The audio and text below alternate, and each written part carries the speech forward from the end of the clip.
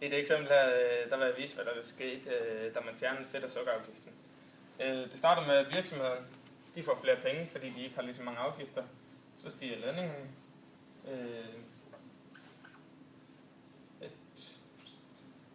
Så har de råd til at ansætte flere.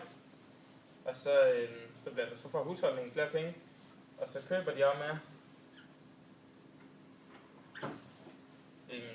Så falder lønningerne, altså dem, der er på bistand og sådan noget, fordi der kommer flere i arbejde. Så husholdningen, de får flere penge, og så sparer derfor mere op.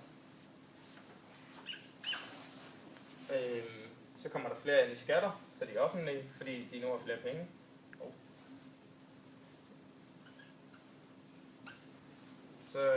Så stiger skatterne også til de offentlige fra virksomhederne.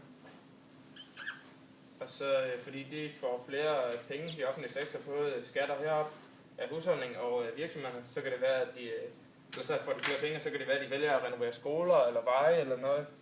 Og så stiger varekøbet ved virksomhederne.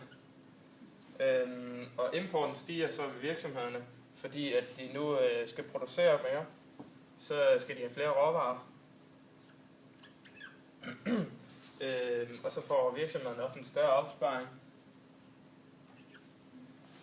Og så udlån, det kan man så ikke helt finde ud af, fordi man ved ikke om virksomheden eller om husholdningen vælger altså bare at betale deres lån af, eller om de bare fortsætter som de allerede har gjort, og det samme med virksomhederne. Jeps.